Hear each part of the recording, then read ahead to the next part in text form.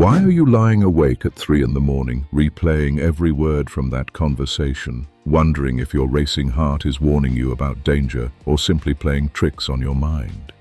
This eternal battle between anxiety and intuition haunts more relationships than most people care to admit. Tonight, we explore anxiety or intuition. Run this test. A precise method to distinguish between false alarms and genuine warnings. Picture this scenario. Your partner comes home 2 hours late without calling. Your stomach drops, your hands shake, and suddenly you're crafting elaborate theories about secret affairs and hidden agendas. But here's the fascinating question. Is your body detecting real deception? Or is your nervous system simply misfiring? The difference between these two responses can determine whether you save yourself from heartbreak or sabotage something beautiful. Most people assume they can trust their gut feelings completely. After all, doesn't everyone say trust your intuition? Yet here's what they don't tell you. Anxiety and intuition send remarkably similar signals through your body. Both create that familiar tightness in your chest. Both make your mind race with possibilities, and both demand immediate attention. The untrained observer cannot tell them apart. But there are tests, specific, measurable techniques that separate legitimate warnings from emotional static. Consider how Serena van der Woodsen from Gossip Girl constantly second-guessed her relationships. One moment she'd be certain Dan was hiding something, the next she'd dismiss her concerns as paranoia. This exhausting cycle isn't unique to fictional characters. Real people experience this same confusion daily, mistaking their attachment wounds for prophetic visions. The stakes couldn't be higher.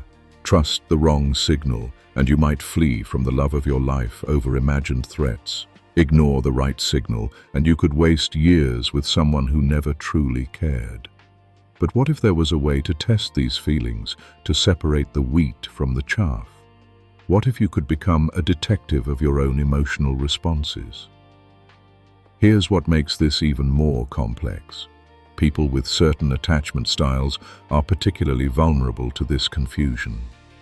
Those who learned early in life that love comes with conditions often develop hyper-vigilant nervous systems.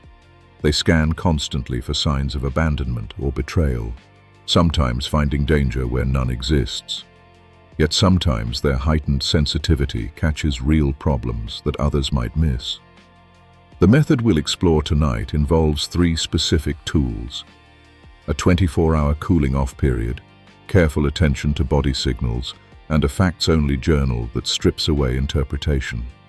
These aren't abstract concepts or wishful thinking. They're practical techniques that create clarity in emotional chaos.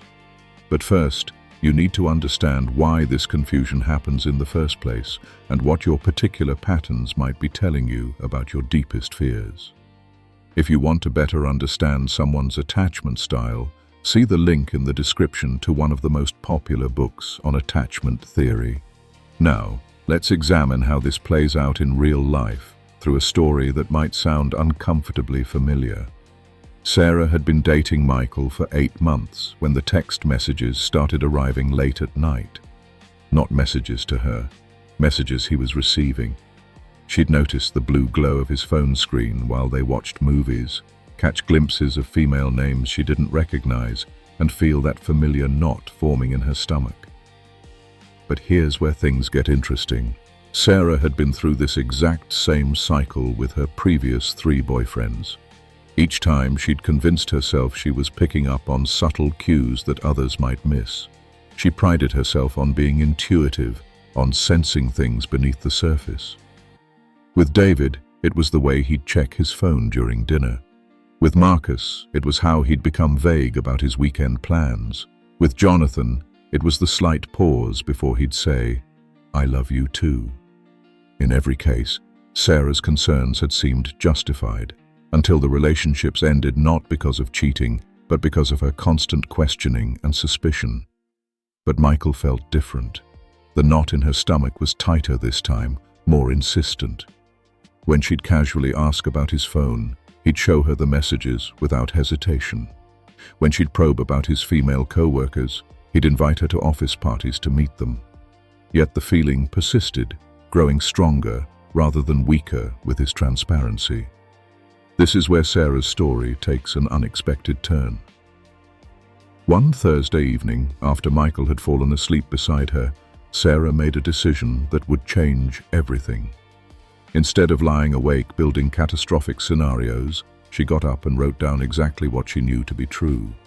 Not what she feared, not what she interpreted, but only the facts. Michael received 3 text messages between 9 p.m. and 11 p.m. The names on the screen were Jessica, his sister, and his co-worker Tom about tomorrow's presentation, and Mom. That was it. No elaborate theories, no emotional commentary. The next morning, something remarkable happened. The knot in her stomach was still there, but it felt different somehow, less urgent, more like background noise. She decided to wait 24 hours before bringing up her concerns with Michael. During that day, she paid careful attention to when the anxious feelings spiked. They were strongest when she was alone, when she was tired, and interestingly, right after she'd spoken with her mother, who had a habit of making subtle comments about Sarah's relationship choices. But here's what Sarah discovered that changed everything about how she viewed her own reactions. By the end of that 24-hour period, Sarah realized something that would have been impossible to see in the heat of the moment. The knot in her stomach wasn't responding to Michael's behavior at all. It was responding to her own fear patterns. Every time she felt close to him, every time he showed genuine care, her nervous system would create a crisis to maintain familiar distance. She was essentially sabotaging her own happiness to stay in her comfort zone of uncertainty. This revelation might have ended the story, but there's one more crucial twist. 3 weeks later, Sarah noticed something genuinely concerning. Michael had started working late every Tuesday and Thursday, but his explanations were vague and inconsistent. This time, however, Sarah had tools to test her reaction. She wrote down only the facts. Michael said he was working late on the Henderson project Tuesday. His phone showed he was at a location 15 miles from his office. When asked about it, he seemed surprised and said he must have forgotten he'd gone to get dinner. This time, the feeling in her body was different. Instead of the familiar stomach knot, she felt a cold clarity, an almost calm certainty that something wasn't right. After her 24-hour waiting period, the feeling remained unchanged. Her facts-only journal revealed a pattern of inconsistencies that couldn't be explained by her own anxiety. As it turned out, Michael had been meeting with his ex-girlfriend, not for an affair, but to help her through a difficult time, something he'd hidden because he thought Sarah would overreact. This distinction between anxious spiraling and calm knowing became Sarah's compass for future relationships. But understanding this difference is only the beginning of mastering your own emotional signals. The first tool that will transform your ability to distinguish anxiety from intuition is the 24-hour rule, and here's exactly how to use it. When you feel that familiar surge of concern about your partner's behavior, resist the urge to act immediately. This isn't about suppressing your feelings, it's about giving them space to reveal their true nature.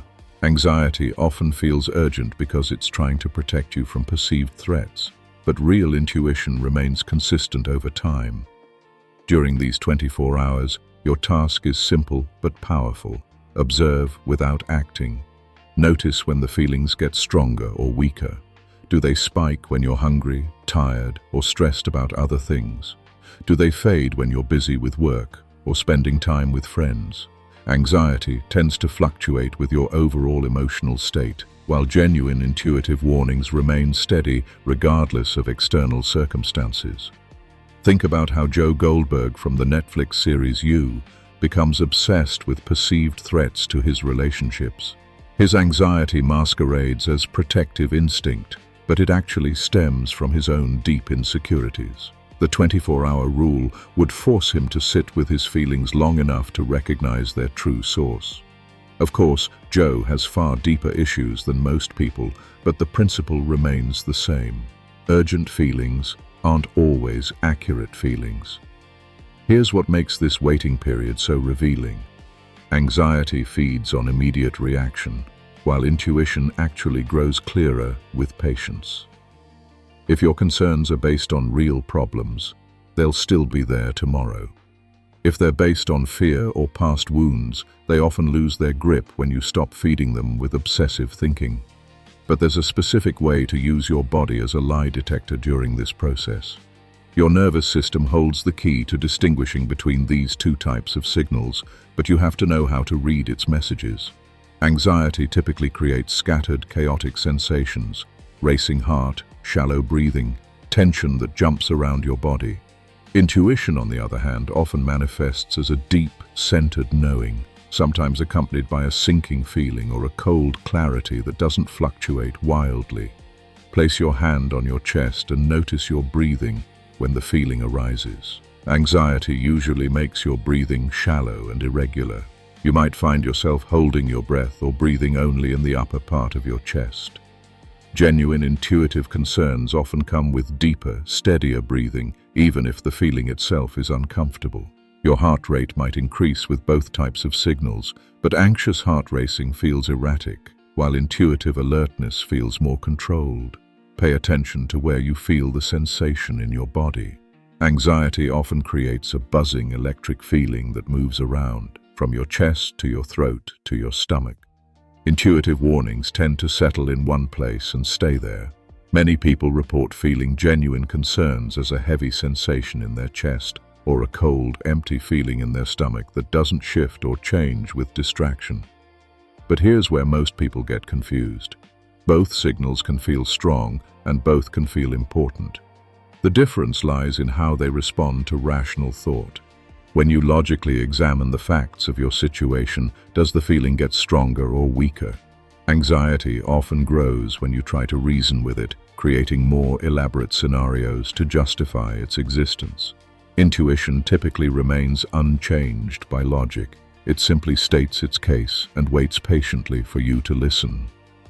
Consider how Emily Cooper, from Emily in Paris, often misreads social and romantic situations because she lets her enthusiasm and insecurity cloud her judgment. If she used body awareness techniques, she might notice that her excitement about Gabriel feels different in her body than her anxiety about fitting in with her French colleagues. Different situations create different physical signatures, and learning to read yours is like developing a personal early warning system. The third tool, your facts-only journal, will revolutionize how you process relationship concerns, but only if you use it correctly. This isn't about writing down your feelings or interpretations. Instead, you're creating a record of observable events, stripped of emotional commentary. When Serena van der Woodsen from Gossip Girl would spiral about Dan's behavior, she mixed facts with assumptions until she couldn't tell them apart. Here's exactly how to create your facts-only entry. Write down what you observed using only your 5 senses. Partner came home at 8:47 p.m. instead of usual 6:30 p.m. Shirt was wrinkled, said he worked late on Morrison account. Phone was on silent mode. That's it. No interpretation like, he seemed guilty, or his story didn't feel right. Those are your emotional responses to the facts, not the facts themselves. This practice serves 2 crucial purposes. First, it forces you to separate what actually happened from what you fear happened. Many relationship anxieties dissolve when you realize they're based on assumptions rather than evidence. Second, it creates a pattern record that can reveal genuine problems over time. If your partner really is being deceptive, the facts will eventually tell a story that even they can't explain away. Review your entries after several days or weeks. Look for patterns in both the facts and your reactions. Do you tend to get suspicious on certain days of the week? Do your concerns cluster around specific events, like work stress or family visits? Sometimes you'll discover that your intuition about your partner is actually your nervous system responding to completely unrelated triggers. But what happens when the facts do support your concerns? This is when your journal becomes invaluable evidence rather than just an anxiety management tool. Real problems leave factual footprints, inconsistent stories, unexplained absences, changes in routine without reasonable explanation. When multiple facts point in the same concerning direction and your body's signals remain consistent over time, you're likely dealing with genuine intuition rather than anxiety. The most powerful aspect of this three-part system is how the tools work together to create clarity where there was once confusion. The 24-hour rule gives you space, body awareness gives you data, and the facts-only journal gives you evidence. Used together, they form a comprehensive method for testing your emotional responses against reality. Remember that mastering this skill takes practice. You're essentially retraining your nervous system to pause before reacting and rewiring patterns that might have developed over many years. Be patient with yourself as you learn to distinguish between these different types of inner signals. The goal isn't to suppress your protective instincts, it's to make them more accurate and useful. Some people worry that analyzing their feelings too much will make them less spontaneous or intuitive, but the opposite is actually true. When you can quickly identify and dismiss false alarms, you free up mental and emotional energy to recognize genuine concerns when they arise. You become more intuitive, not less, because you're no longer drowning in anxiety static.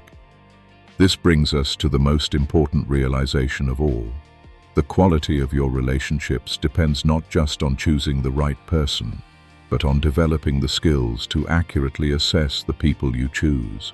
Your emotional responses are data, not commands. They deserve your attention and respect, but they don't always deserve your immediate action. Think about how different your life could be if you never again had to wonder whether your concerns were valid or whether you were just being paranoid. Imagine the peace that comes from trusting your own judgment because you've tested it and found it reliable. This isn't just about romantic relationships. These skills apply to friendships, family connections, and professional relationships as well. The three tools we've discussed tonight, the 24-hour cooling off period, careful attention to body signals, and facts-only journaling, aren't just techniques to try once. They're skills to develop and habits to maintain. Each time you use them, you're gathering data about your own patterns and increasing your ability to read situations accurately. Start implementing these tools immediately, even if your current relationship seems stable. Practice reading your body signals in low-stakes situations, when choosing restaurants, making work decisions, or evaluating new friendships. The more you understand your own emotional patterns, the more reliable your judgment becomes in high-stakes romantic situations. Your future self is counting on the emotional intelligence you develop today. Every time you pause instead of react, every time you separate facts from interpretation, every time you listen to your body's wisdom while engaging your rational mind, you're building the foundation for healthier, more fulfilling relationships. The person who masters these skills doesn't just find better relationships, they become a better partner themselves. They bring clarity instead of chaos, wisdom instead of reactivity, and trust instead of constant doubt. This transformation starts with a single decision to test your emotional responses rather than simply trusting them blindly. Take action tonight. The next time you feel that familiar surge of concern about someone's behavior, use it as an opportunity to practice these new skills. Your relationships, your peace of mind, and your future happiness depend on your willingness to develop this crucial emotional intelligence starting right now. Thank you for watching. If you want to learn how to better understand avoidance, relationships, and psychological biases, then subscribe to our channel, because you deserve beautiful relationships.